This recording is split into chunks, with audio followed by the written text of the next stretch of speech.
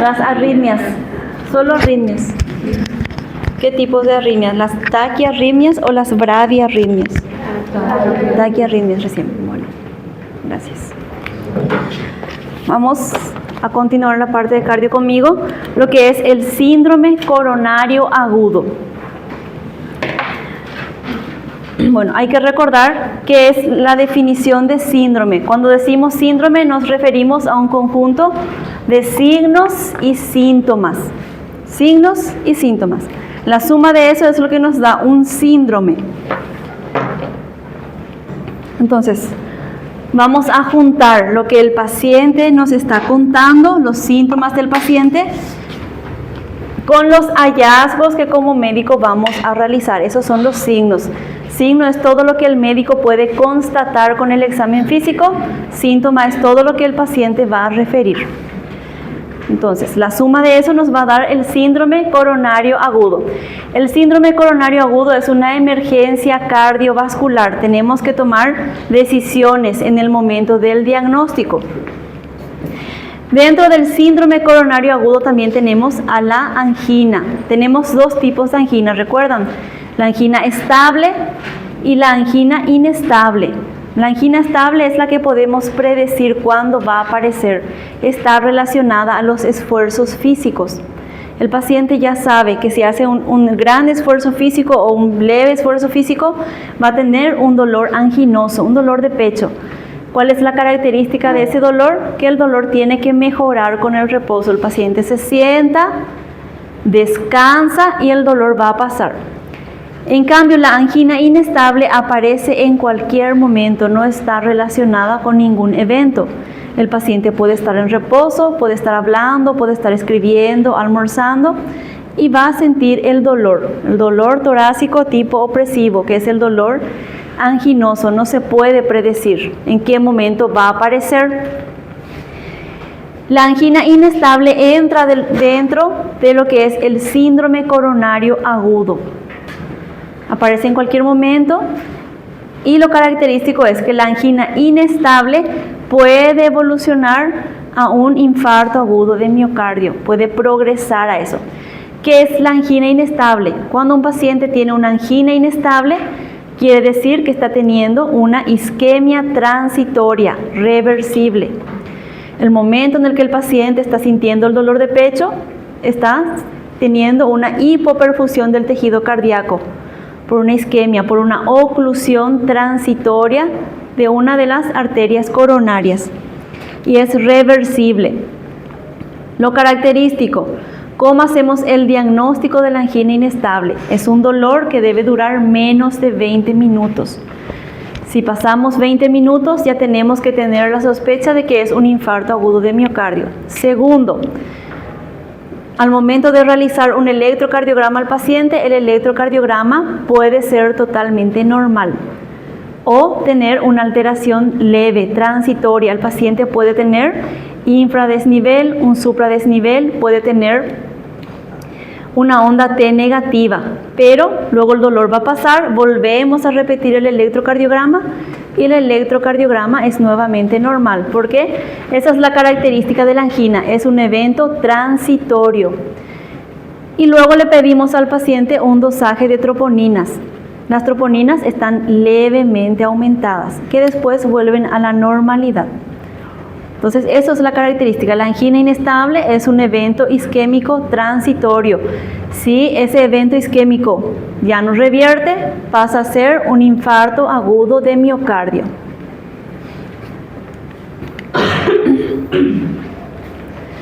Bueno, y el infarto agudo de miocardio tenemos de dos tipos. Tenemos dos tipos de infarto agudo de miocardio.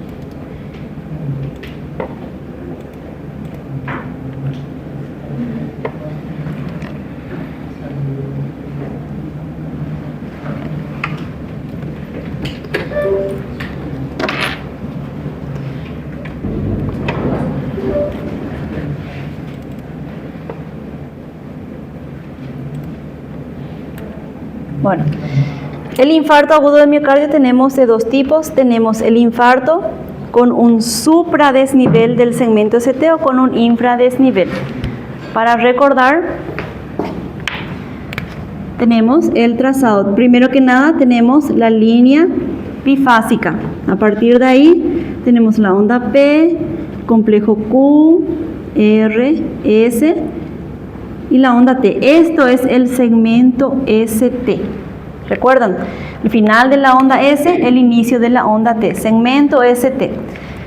Cuando tenemos un infarto agudo de miocardio, dependiendo del tipo de infarto, vamos a tener variación en el segmento ST. Ahí mismo, en ese segmento, pequeño segmento, ahí está lo patológico.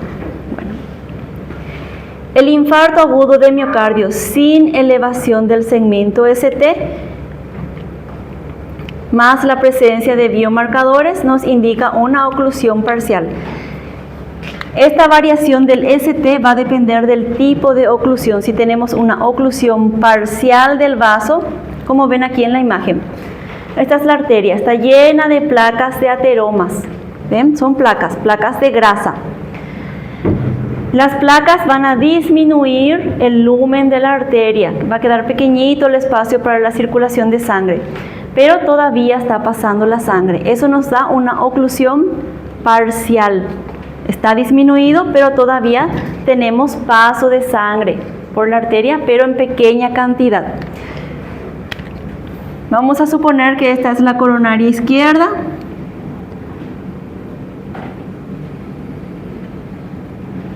No entra el dibujo. Si yo tengo una oclusión por encima, quiere decir que en toda mi cara inferior va a llegar muy poca sangre. Entonces, el sitio de la isquemia, ¿dónde va a estar? Va a estar por debajo de la oclusión. Este es el sitio que ya no va a recibir buen aporte de sangre. Es una isquemia. Sigue recibiendo sangre, pero en poca cantidad. Entonces, cuando tenemos un infradesnivel del segmento ST, quiere decir que ocurre esto. Y el ST desciende. Este segmento queda para abajo. Eso es un infradesnivel del segmento ST y nos indica una oclusión parcial de una de las arterias coronarias. Y eso significa isquemia. Entonces, disminución del segmento ST nos indica una isquemia, una oclusión parcial. ¿Y qué pasa después? Esto va a evolucionar y en el electrocardiograma vamos a ver esto.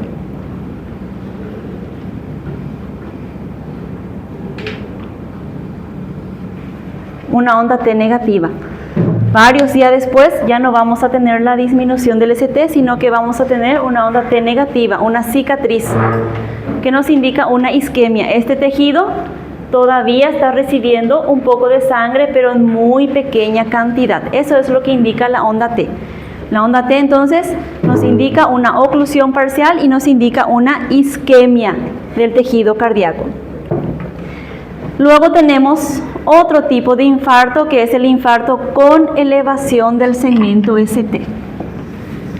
Cuando tenemos una elevación del segmento ST, tenemos una oclusión total. ¿Ven? La oclusión está aquí arriba. Entonces, todo lo que está por debajo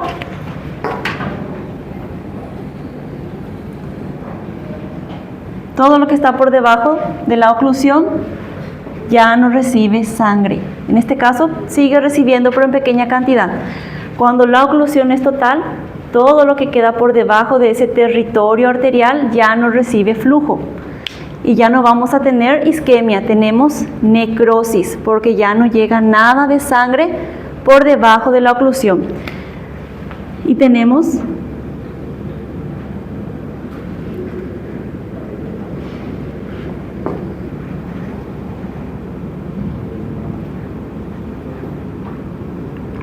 y ahí ya tenemos un supradesnivel del segmento ST. El segmento ST quedó aquí. La línea bifásica, ¿dónde está? Por debajo. Eso es un supradesnivel. Entonces, cuando tenemos un supradesnivel del segmento ST, nos indica una oclusión total, con ausencia de flujo total. Y también eso va a conllevar a una necrosis, porque ese tejido ya no va a recibir nada de flujo y va a ser ya una necrosis del tejido cardíaco.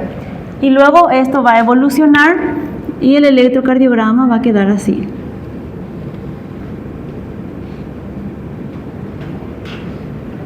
Vamos a tener lo que es la onda Q. La onda Q siempre está presente, pero siempre es pequeñita. ¿Qué tamaño que vamos a usar de referencia? Un cuadrito pequeño. Ese es el valor normal de la onda Q, un cuadrito pequeño. Cuando la onda Q sobrepasa ese cuadrito pequeño, ya es una onda Q patológica que nos indica necrosis del tejido cardíaco.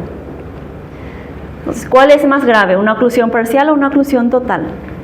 Total. Por eso, cuando tenemos este trazado en el electrocardiograma, ya es una emergencia médica y tenemos minutos para tomar una decisión y poder salvar ese tejido cardíaco. Minutos. Cuando es un infradesnivel del ST, que es isquemia, tenemos días. El paciente incluso puede vivir con esa secuela. Pero si no solucionamos esto en minutos, puede llevar a la muerte del paciente, dependiendo qué tan grave sea. Si la oclusión ocurrió justo ya por debajo del territorio, vamos a tener menor daño. Pero si la oclusión ocurrió más arriba, mucho más territorio del tejido cardíaco se va a ver afectado. Entonces, el nivel de la oclusión cuando es total es muy importante.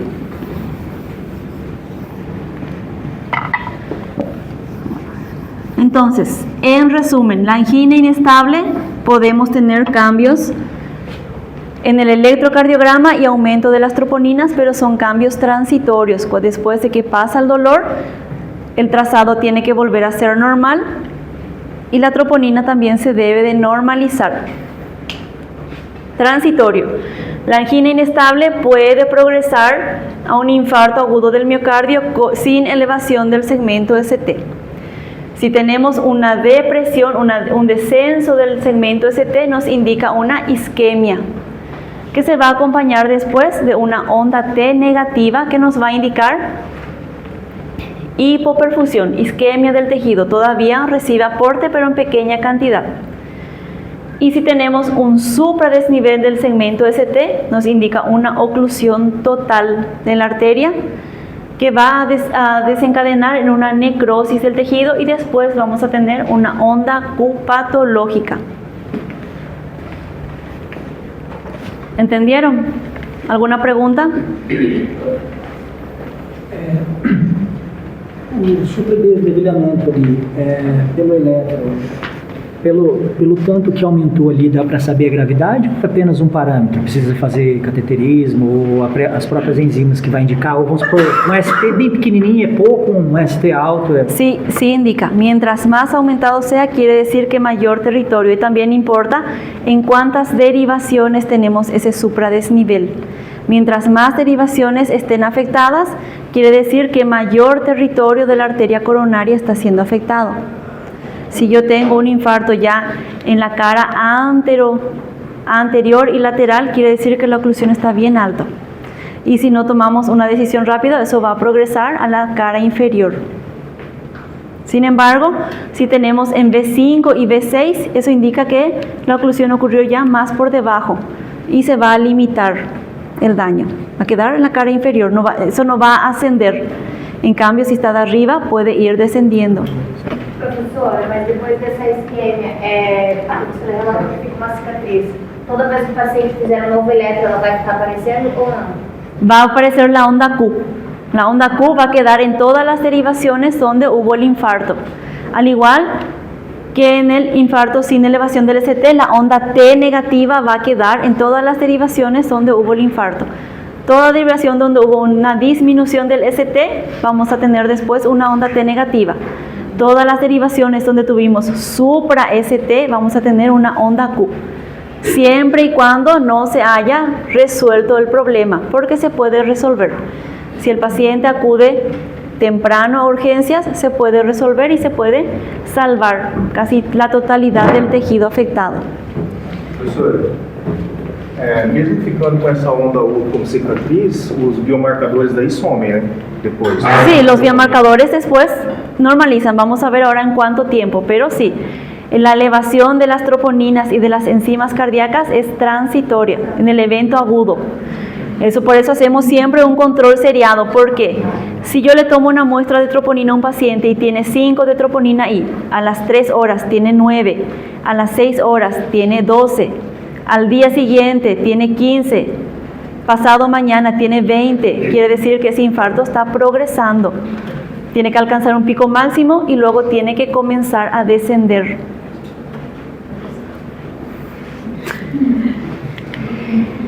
Bueno, entonces, en resumen, onda T, una onda T negativa nos indica una isquemia, oclusión parcial de la arteria. La onda Q nos indica necrosis, una oclusión total. Bueno, y la elevación, si tenemos elevación del segmento ST, nos indica un infarto transmural o subendocárdico. Vamos a ver cuál es cuál. Bueno, ¿qué vamos a pedirle? Paciente viene con dolor torácico, sudoración, el dolor que irradia al brazo o al maxilar inferior o a la espalda. Tenemos ya toda la clínica para pensar en un síndrome coronario agudo. Lo primero que vamos a hacer es preguntar, ¿hace cuánto tiempo comenzó ese dolor? Las horas de evolución exactas definen el futuro de ese corazón enfermo. Y hay que pedirle al paciente que haga memoria. ¿Hace cuánto tiempo? ¿Cuándo comenzó exactamente? Eso nos va a orientar para el tratamiento definitivo. Después le vamos a hacer un electrocardiograma, vamos a ver el trazado. Si el paciente dice que tiene 2 horas de dolor, ya pasó el 20 minutos para pensar en una angina. Paciente con 2 horas de dolor. El trazado del electrocardiograma puede estar normal todavía. El dosaje de enzimas a las 2 horas puede estar normal. ¿Qué vamos a hacer con el paciente? Vamos a medicar y vamos a dejar en observación y vamos a repetir en 3 horas. ¿Por qué? Las troponinas se elevan 3 horas después del infarto. No se elevan en el momento del infarto. Si ustedes le hacen un control de electrocardiograma y de troponinas a un paciente que está con 1 hora o 2 horas de dolor torácico característico, ya después de haber descartado otras causas de dolor torácico, a las 2 horas puede estar normal. Porque recién 3 horas después se van a empezar a elevar. Paciente queda en observación y hacemos un control seriado a las 3 horas, a las 6 horas. Cada dosaje de troponinas debe ir acompañado de un electrocardiograma. No sirve de nada solo troponinas, no sirve de nada solo electro, deben de ir juntos para poder correlacionar lo que está ocurriendo con el paciente. Bueno, 3 horas después del evento van a empezar a aumentar las troponinas I y la troponina T. Y pueden permanecer elevadas 7 a 10 días. Entonces usamos la troponina para hacer la curva. Es muy importante hacer una curva, cómo se fue comportando. ¿Alcanzó un pico máximo y luego empezó a descender? ¿O está aumentando cada día y no desciende? Eso nos indica que la oclusión está continuando, persiste. Y el paciente va a necesitar un cateterismo. Luego tenemos a las enzimas cardíacas. La principal, la CKMB, que es específica del tejido cardíaco, del miocardio. Tenemos también la CK total, que es del tejido muscular. Las dos se elevan. El corazón es un músculo. Si tenemos solamente CK total aumentadas y la CKMB, probablemente no sea un infarto. Puede ser cualquier otra afectación. Pero si la CKMB está aumentada, es un infarto. Es específica del miocardio.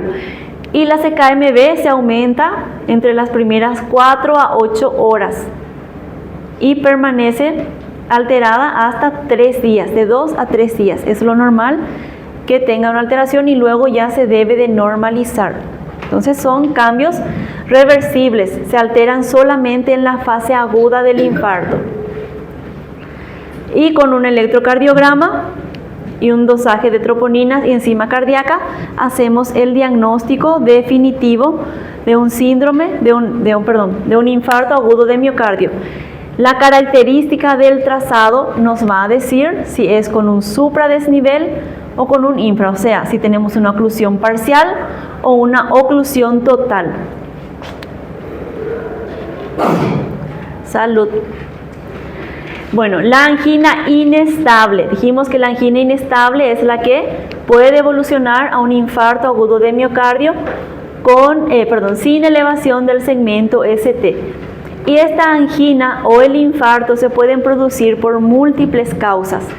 La principal causa es por accidentes de placas o de trombos. Esa placa de grasa de ateroma que vimos al inicio se desprende y va y ocluye la arteria en una porción más estrecha, donde la arteria es más pequeñita, va hasta ese punto y ocluye la arteria. O puede ser también por trombos, algún trombo que se desprende y va y ocluye la arteria. Puede ser por obstrucción, por espasmo vascular. ¿Qué es lo que pasa? Algunos pacientes, sobre todo pacientes cardiópatas que tienen una baja fracción de eyección o una silueta cardíaca muy aumentada, una cardiopatía dilatada ya, el corazón ya no tiene esa fuerza de contracción y ya no puede enviar la totalidad del volumen de sangre a la circulación sistémica. Y el paciente después tiene un estado procinético, está con fiebre, está con taquicardia o está con anemia, y eso causa que aumente el gasto cardíaco, pero el corazón no tiene sangre que enviar, no puede enviar lo que el cuerpo está requiriendo. ¿Y qué pasa en ese momento? Hay un vasoespasmo, la arteria se contrae para poder enviar más sangre al corazón y que el corazón pueda enviar más sangre a la circulación sistémica, ¿entienden?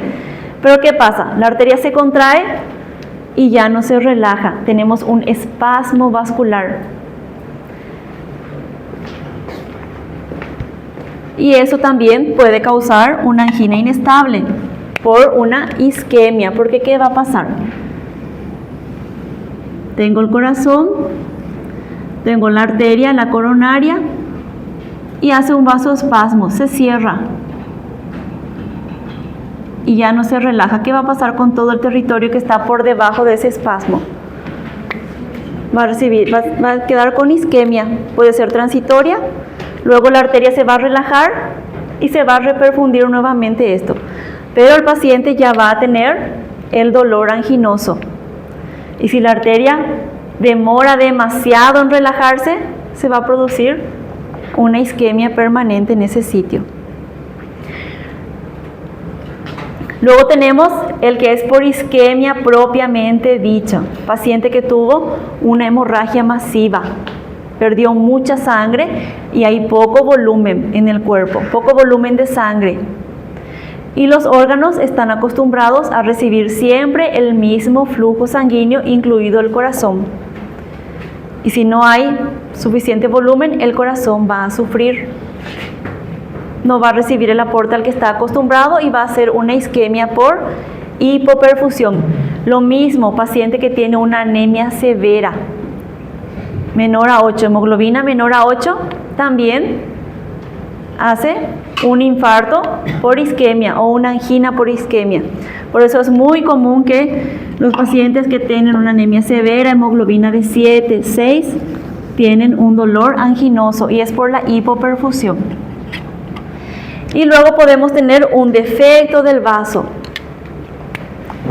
La arteria coronaria en alguna parte de su trayecto, de su porción, tiene una estenosis, un estrechamiento del lumen. Eso ya es un defecto del vaso, un defecto de la arteria coronaria. Y eso también, ¿qué va a pasar? La sangre viene por aquí, un flujo normal, pasa sin problema. Flujo laminar, pero si el paciente hace una actividad física o tiene un aumento brusco de la presión arterial, mayor cantidad va a tener que pasar por este lumen y no va a poder. Y el paciente va a tener en ese momento un dolor anginoso, porque todo lo que está por debajo, cuando el requerimiento está aumentado, necesita más volumen. Y el volumen está preparado para pasar, pero tenemos un estrechamiento y no va a pasar. Entonces, las causas para una isquemia son varias. Para la necrosis, solo una, oclusión total. Para la isquemia, solo necesitamos un factor que cause una oclusión parcial o una disminución del flujo.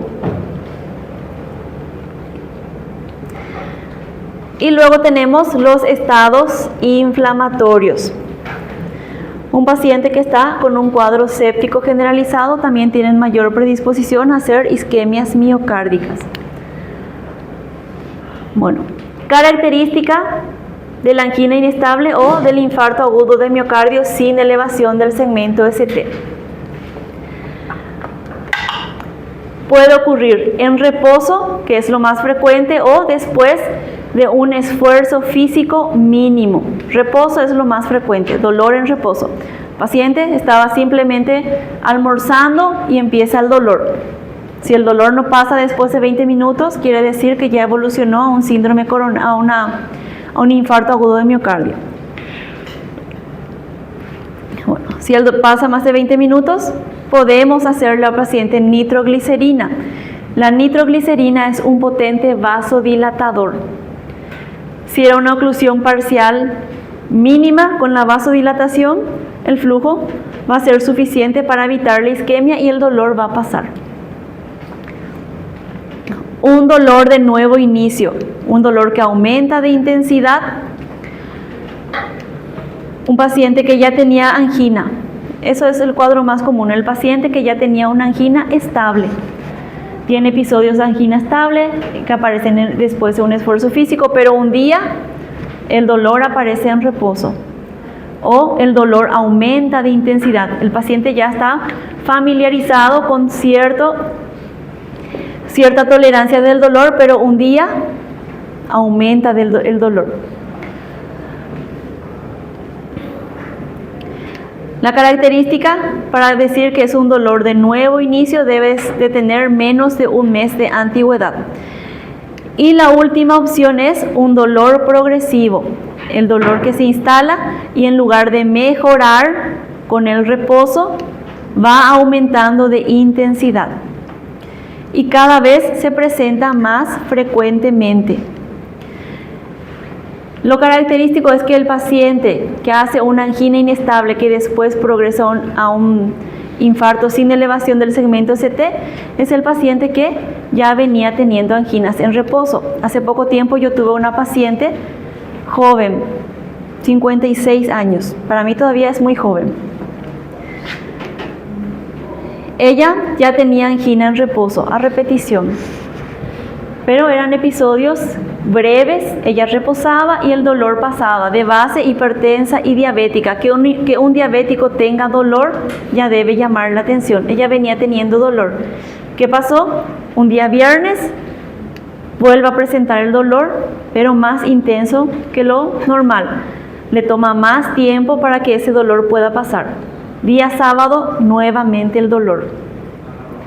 Día domingo, nuevamente el dolor. Pero pasó, otra vez pasó. Cada vez era más intenso según lo que ella iba refiriendo. Después, domingo en la tarde, ella hizo un dolor mucho más intenso y ese dolor ya no pasó. ¿Hace cuánto tiempo ella venía con angina de reposo? 2 años. Pero ella minimizó los síntomas porque cada vez que ella reposaba, se tranquilizaba, el dolor pasaba. Y ella hizo un infarto extenso que en un principio fue sin elevación del segmento ST, tenía infradesnivel. Tenía una troponina de 3 del día domingo. El día lunes tenía troponina de 12, de 3 a 12. Para el día martes la troponina llegó a 25 y al repetir el electrocardiograma ella ya tenía un supradesnivel. De ser una oclusión parcial, probablemente el trombo o la placa se fue desplazando hasta ocasionar una oclusión total. Eso fue martes. Para martes en la noche la paciente ya entró en shock cardiogénico.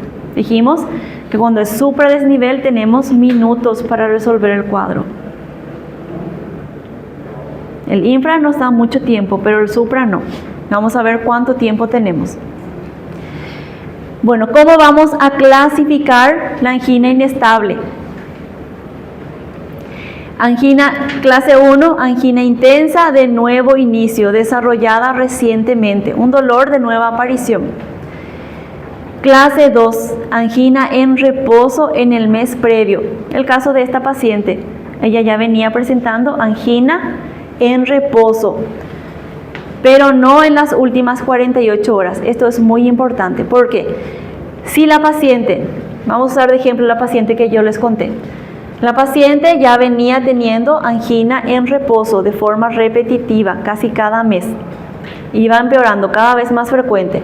Entonces tuvo angina de reposo un mes antes, pero no en las últimas 48 horas. Esta paciente tuvo dolor anginoso 2 días antes de la consulta, viernes y sábado. Ella acudió a consulta día domingo. ¿Por qué esto es importante? Si la paciente me decía que tuvo un dolor anginoso el día jueves y la angina volvió a presentarse recién el día domingo se presentó, ocurrió el infarto. Pero si la paciente, que es el caso de ella, viernes, sábado ya estaba con dolor, domingo ya estaba con dolor, tengo que considerar que ya es un infarto que viene evolucionando desde el día viernes. ¿Entienden? Por eso es importante. Si en las últimas 48 horas la paciente ya estaba con dolor, ya tenemos que pensar en un infarto que está evolucionando, una oclusión que continúa, que persiste. Clase 3, angina en reposo en las últimas 48 horas, mayor riesgo. La paciente entró en este grupo, en clase 3, porque la angina de ella era angina en reposo. Ella estaba refiriendo cada vez más, pero ¿qué pasó con ella? Ella empezó el cuadro viernes, los otros días, los otros meses ella estaba asintomática. Doutora, em qual desses casos que se aplica o trombolítico? Vamos a ver. Bueno, aquí está un trazado del electrocardiograma para que puedan ver. Este electrocardiograma es muy interesante. Yo tuve una paciente así esta semana. Tenemos infradesnivel. ¿Pueden ver diferencia? Infradesnivel en D2, infradesnivel en D3, infradesnivel en AVF. Si tienen la duda de si es o no un infradesnivel, porque a veces es mínima la diferencia, a veces casi no se percibe, siempre tienen que tener una regla transparente. Y van a hacer esto en el electrocardiograma, van a ubicar dónde está la línea bifásica y en ese nivel, con la otra línea bifásica, van a colocar la regla. Y si ven el trazado por debajo, es un infradesnivel, ¿sí? Entonces, este paciente tiene infradesnivel en D2, D3 y AVF. En AVR es normal que tengamos una T negativa, recuerden eso. Salud. Son derivaciones de las extremidades inferiores. Nos indica un infarto de la cara inferior. ¿Cuáles son las derivaciones espejo? Si yo tengo aquí, ya sé que es cara inferior, D2, D3 y AVF, ¿dónde más tengo que buscar? En la precordial, las derivaciones precordiales. Tengo que ir a la cara inferior de las derivaciones precordiales, B5 y B6. Y tengo que tener el mismo trazado. Pero justo este electrocardiograma no tiene ese trazado.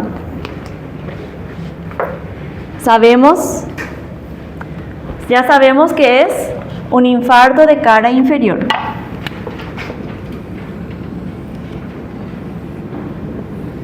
Y yo tengo B1, B2, B3, B4, perdón, B4, B5 y B6. Derivaciones izquierdas. Y esto son las extremidades, esto no varía. Las derivaciones de extremidades están indicando que hay un infarto con infradesnivel en la cara inferior. ¿Pero qué cara inferior?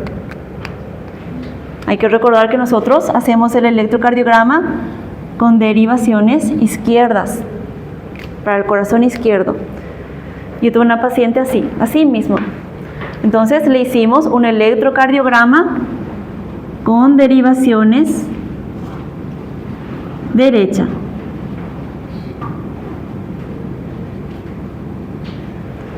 ¿Y qué pasó en el trazado de esa paciente? Derivaciones derecha.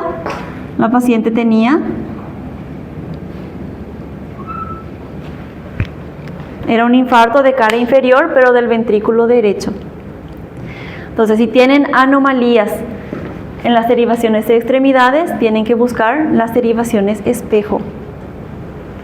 Si el infradesnivel era aquí, B1,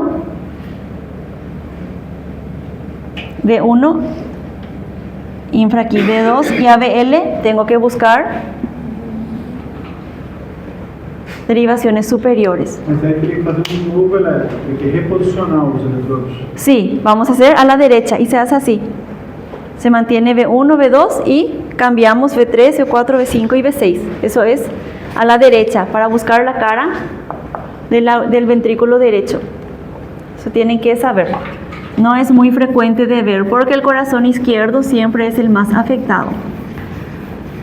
Pero si este electro lo hacemos a la derecha, vamos a tener afectación de las derivaciones inferiores. Bueno, entonces ya ven cómo es el infradesnivel.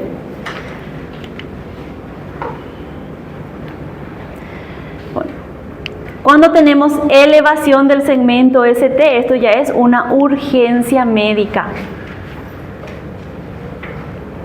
Y este es el supradesnivel. Pueden ver, este es el segmento ST. ¿Está?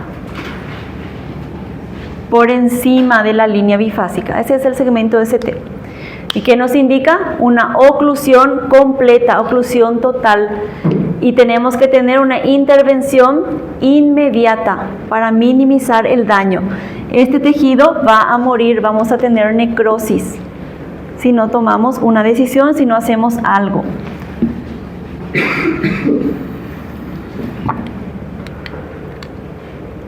Bueno, la ubicación de la oclusión nos va a indicar qué territorio está siendo afectado. Mientras más alta la oclusión, mayor territorio afectado vamos a tener. La duración de la oclusión también es importante. Tenemos un máximo de 40 minutos para salvar ese tejido. Pasados los 40 minutos ya tenemos necrosis del tejido cardíaco. O sea, si el paciente dice que hace 1 hora empezó su dolor, llegó tarde.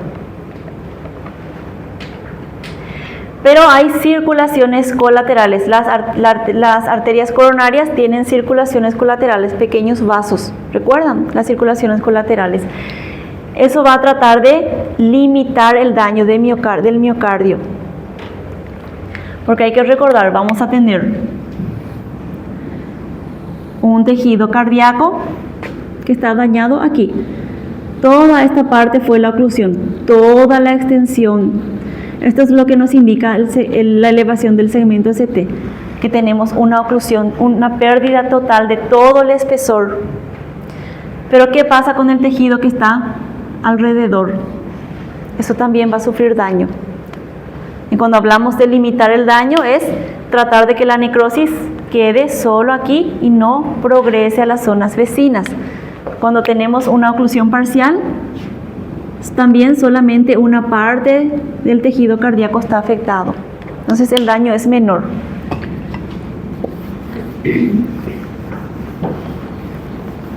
Entonces la circulación colateral va a ayudar a limitar las zonas vecinas a la oclusión.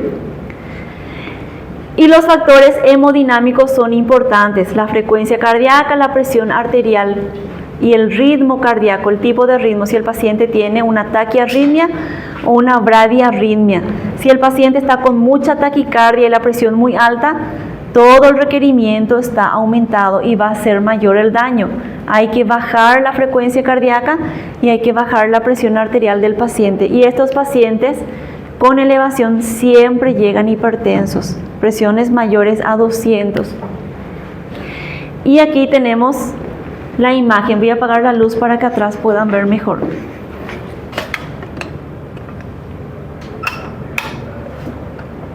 Ahí.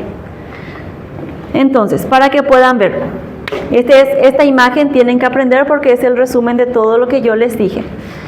Entonces, si tenemos un supradesnivel, aquí está el supradesnivel. Supradesnivel nos indica un infarto transmural. ¿Qué quiere decir el infarto transmural? Que todo el espesor del tejido cardíaco está afectado porque tenemos una oclusión total. Esta es la arteria. Todo esto que está aquí, todo es placa de ateroma, grasa. Y esto que ven aquí es el trombo. El trombo está pegado, está bien pegado a la placa de ateroma y no hay espacio para que pase ni una sola gota de sangre. Cuando todo este evento pasa, ya evoluciona, después va a aparecer la onda Q, que nos indica que hubo una necrosis del tejido. Y ven la onda Q, bien positiva. Me refiero positiva a que es mayor de 0.1 y mayor a 0.04 milisegundos. Luego tenemos el infarto subendocárdico, cuando tenemos un infradesnivel. ¿Ven? Esta es mi línea bifásica que tendría que haber estado a este nivel, pero está por debajo. Tenemos un infradesnivel del segmento ST, que nos habla de un infarto subendocárdico. Ven, solamente una parte fue afectado. Esta parte del tejido está sano. Es el tejido que está recibiendo todavía un poco de flujo sanguíneo. Y esta es la imagen. Tenemos otra vez la arteria, la placa de ateroma de grasa y el trombo que está pegado. Y por este espacio está pasando el flujo sanguíneo, por aquí, el flujo sanguíneo que está irrigando este territorio sano, pero de forma escasa. ¿Y qué vamos a tener cuando todo esto está bien instalado? Una onda T negativa que nos indica isquemia, un flujo disminuido del tejido que quedó sano. Entonces, esta imagen van a aprender, para recordar, tienen que tener bien guardada en su memoria. No solo para el examen, para la vida, porque van a ver bastante. No importa la especialidad que elijan, van a ver siempre.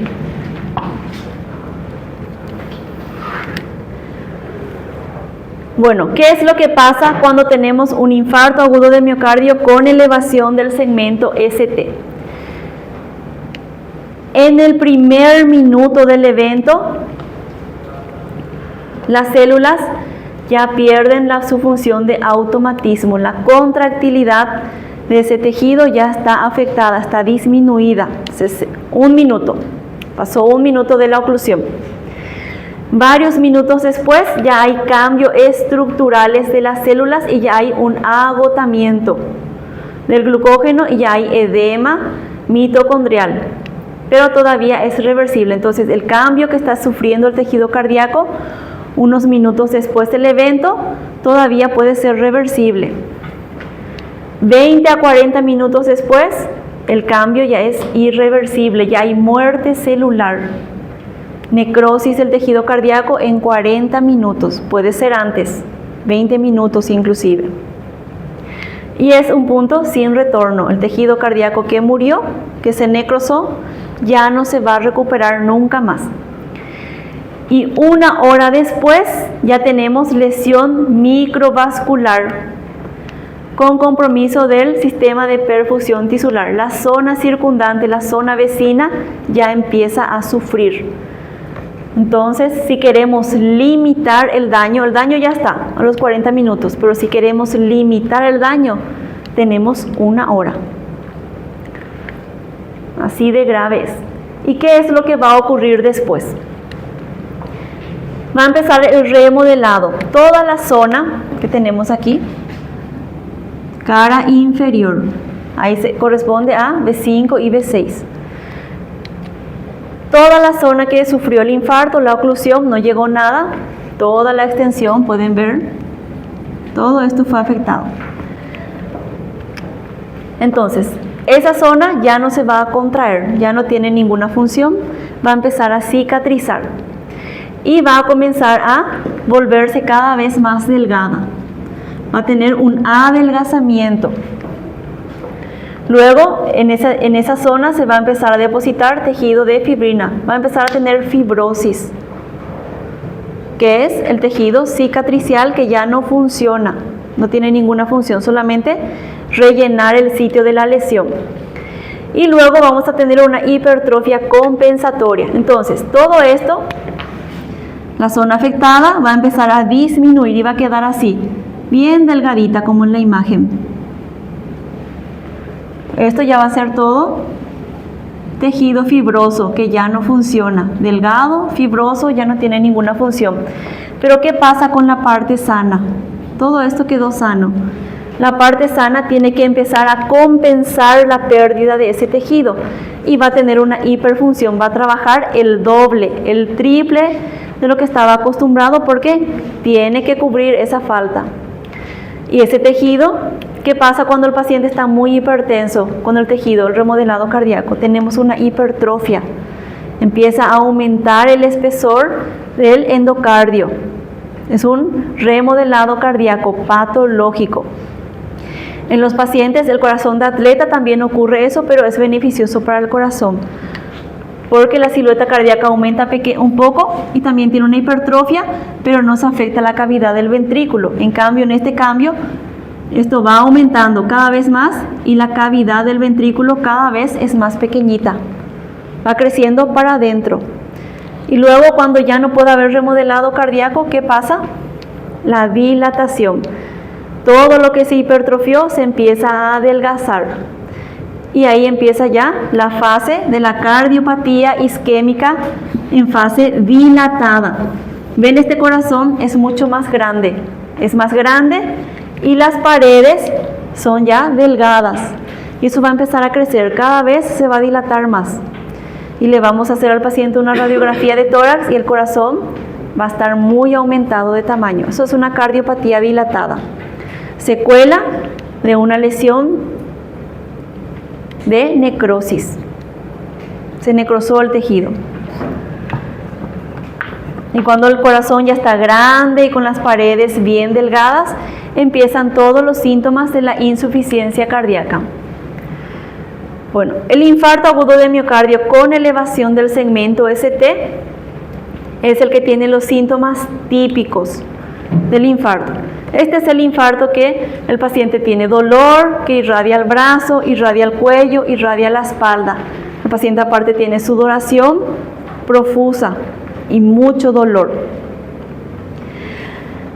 Si el infarto es de cara inferior, el paciente va a tener también síntomas digestivos. Hay que recordar que el vértice del corazón, la cara inferior, está en contacto con el diafragma. ¿Y eso qué causa? Si tenemos una necrosis, eso va a hacer un contacto con el nervio vago y el paciente va a tener síntomas vasovagales, náuseas y vómitos y un dolor intenso en el epigastrio. Muchas veces se confunde con una gastritis. Si un paciente viene con un dolor intenso en el epigastrio y es un paciente joven, puedo pensar en una gastritis. Si es un paciente adulto, adulto mayor, tengo siempre la obligación de descartar un infarto de cara inferior.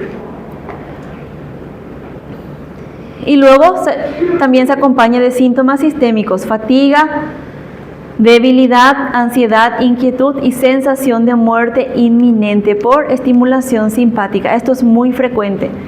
El paciente siente que se va a morir y eso mejora muchísimo con la morfina, mejora el dolor y mejora la sensación de muerte inminente porque se inhibe la estimulación simpática con el opioide.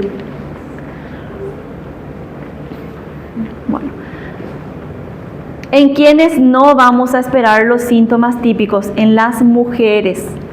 Las mujeres tenemos mayor tolerancia al dolor y el dolor se puede presentar simplemente como una molestia a nivel torácico, pero era un infarto.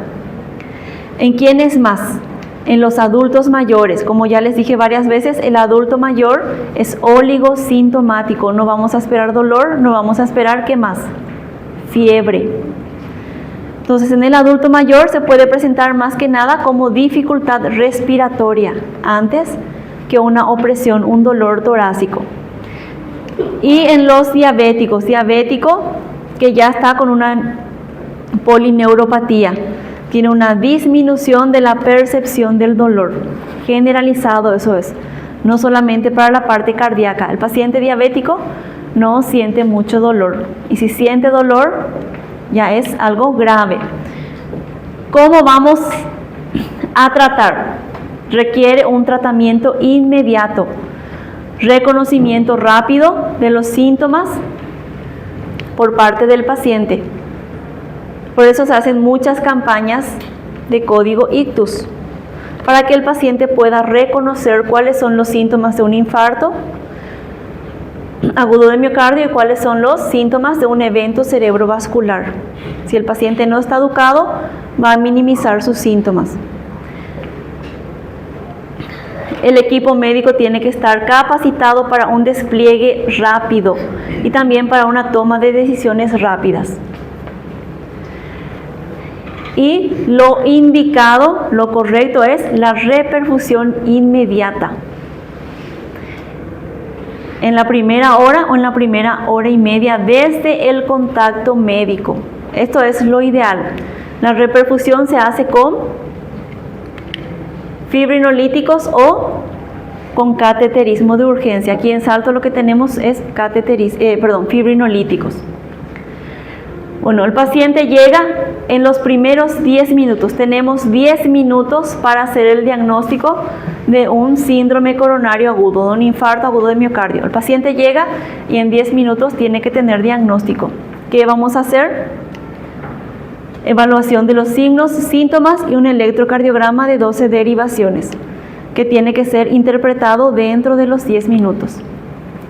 Si tienen la sospecha, realizan el electrocardiograma y no saben qué están viendo, en menos de 10 minutos tienen que llamar a alguien que pueda interpretar ese electrocardiograma. En estos 10 minutos depende el tejido cardíaco del paciente. La historia clínica tiene que ser bien detallada y esto es importante. Cirugía previa de revascularización, y ya vamos a ver por qué. La cirugía de revascularización es el paciente que ya se realizó un cateterismo cardíaco y tiene algún stent coronario.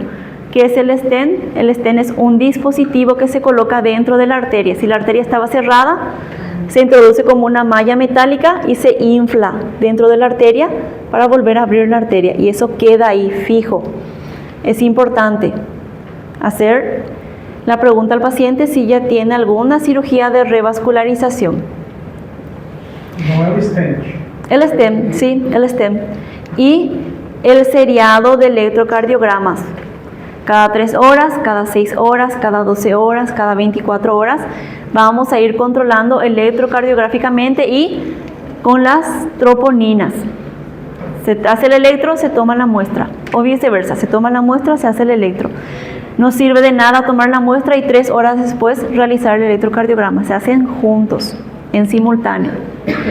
Esto no necesitan saber, esto sí. Esto es pregunta de examen. Tipos de infarto. Tenemos 5 tipos de infarto agudo de miocardio. Tenemos el tipo 1, que es el más frecuente, que está dado por una ruptura de las placas de ateroma o por una oclusión de trombo. No más, accidentes de placa. Seguido del tipo 2, por desequilibrio isquémico, desequilibrio entre la oferta y la demanda miocárdica de oxígeno.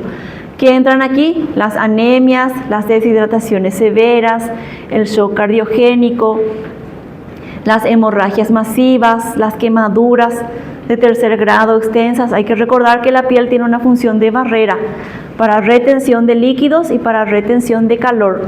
Si esa barrera se pierde, el paciente se deshidrata y puede sufrir un infarto tipo 2 por pérdida de líquido, por hipovolemia. La hipovolemia va a causar un desequilibrio entre la oferta y la demanda de oxígeno. Tipo 3, muerte súbita, el paciente que fallece en la casa o que fallece en el hospital, pero previamente tuvo síntomas de un infarto de miocardio. El paciente fallece, pero ¿qué fue lo último que sintió el paciente? Una opresión de pecho. Entra dentro del infarto tipo 3. Y en el infarto tipo 4 entran este grupo de pacientes. El paciente que ya tuvo un infarto tipo 1, que es lo más frecuente, vamos a usar de ejemplo. El paciente tuvo un infarto tipo 1 sin elevación del segmento ST, entonces se va a realizar un cateterismo probablemente programado, no es una emergencia, pero mientras se le está realizando el cateterismo, el paciente sufre otro infarto. Ya no es un infarto tipo 1, pasa a ser un infarto tipo 4. O el paciente que hace 1 año, hace 2 años, se hizo la revascularización, tuvo un infarto, se hizo la revascularización, salió todo bien, pero 2 años después vuelve a tener otro infarto, también entra ya dentro del tipo 4. Y en el infarto tipo 5, los pacientes que sufren de un infarto y fallecen durante una cirugía cardíaca, un recambio de válvula, una cirugía para corregir las cuerdas tendinosas, y durante la cirugía el paciente sufre otro infarto. Eso es un infarto tipo 5. Y aquí, esto van a leer después, las causas, que está bien detallado. ¿Sí? Si yo les pregunto, cita 2 causas del infarto tipo 2, no me van a poner esto. Esa no es la causa. Aquí están las causas. Puede ser por enfermedades agudas, espasmos coronarios, anemia, shock, arritmia, sepsis. ¿Entienden? Entonces estas son las causas. Esto tampoco es necesario que sepan, les puse para que puedan saber qué derivaciones corresponden a qué cara. Si yo tengo un infarto, aquí, B5 y B6, tengo una onda T negativa. Paciente que va a su control y tiene una onda T negativa, un signo de isquemia. Tuvo un infarto alguna vez, quedó con una isquemia en B5 y B6. Eso nos indica que el infarto fue de cara anterior. ¿Qué arteria fue la afectada? La circunfleja izquierda. Solo para que sepan. Esto no es necesario que sepan. Tampoco.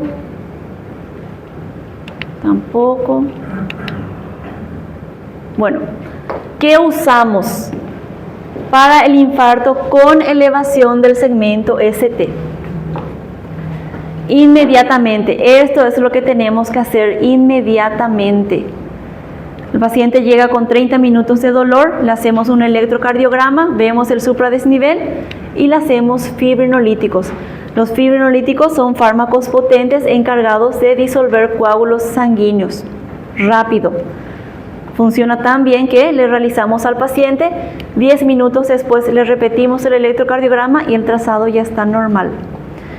Pero no actúa solo sobre los coágulos, tiene una repercusión sistémica y el paciente tiene riesgo de hemorragias y no hay antídoto.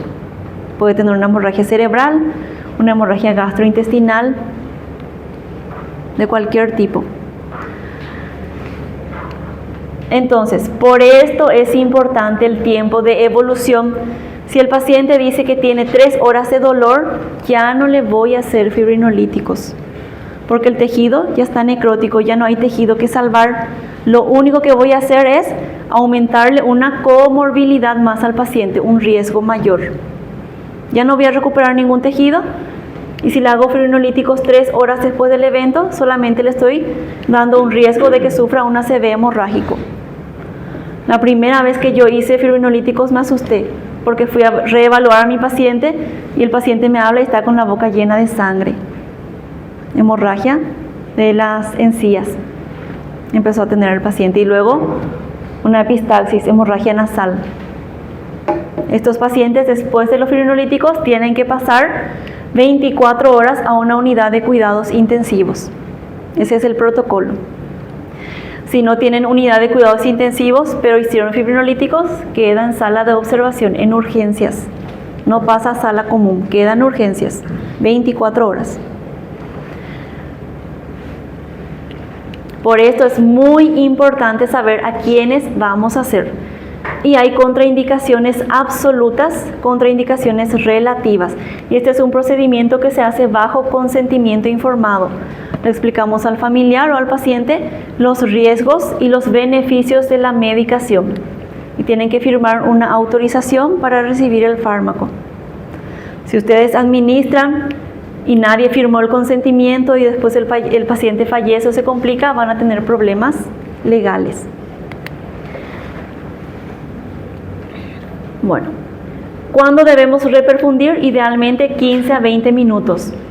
Esto mejora la zona de la necrosis, incluso puede prevenir. Si realizamos 15 minutos antes, podemos recuperar totalmente el tejido dañado. Todavía no hay necrosis, todavía es reversible el daño. Si el infarto ya es prolongado, las células ya están necróticas, ya hubo muerte celular. Pero tenemos a las zonas vecinas que podemos limitar el daño. No le vamos a hacer fibrinolíticos, pero sí le vamos a hacer al paciente una carga antiisquémica. ¿Ya escucharon la carga antiisquémica?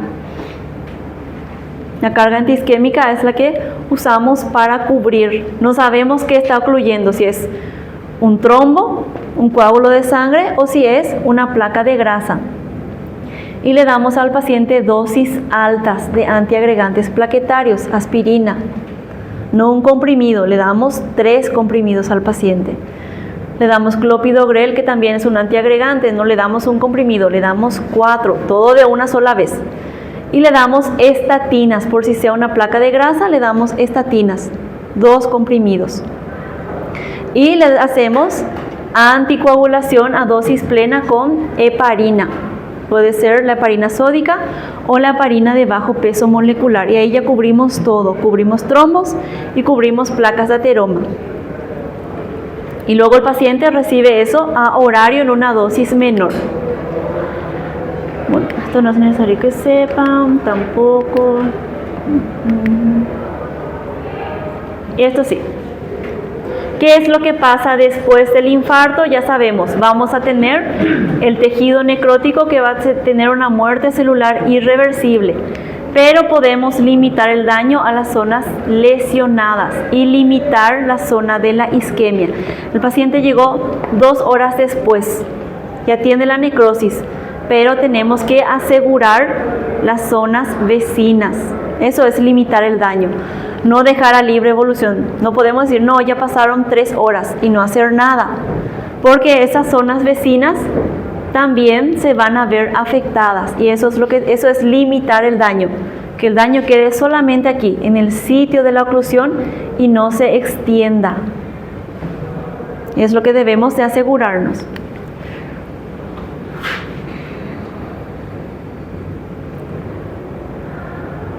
Bueno, 7 días después ya vamos a tener todo este proceso que mencionamos antes.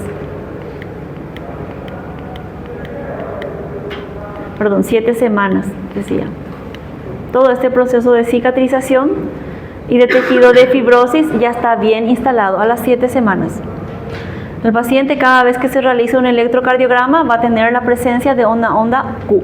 Eso ya va a quedar de por vida, que va a indicar la necrosis de esa zona del corazón que fue afectada. Pero ya no va a tener troponinas aumentadas. Eso va a estar normal. Si el paciente vuelve a tener un aumento de las troponinas, es un nuevo evento, un nuevo infarto. Y hay pacientes que tienen 2, 3, 4 infartos y no mueren. Hacen isquemias, a veces hacen una necrosis, luego hacen isquemias, pero la función cardíaca cada vez se va deteriorando más y la calidad de vida también se deteriora.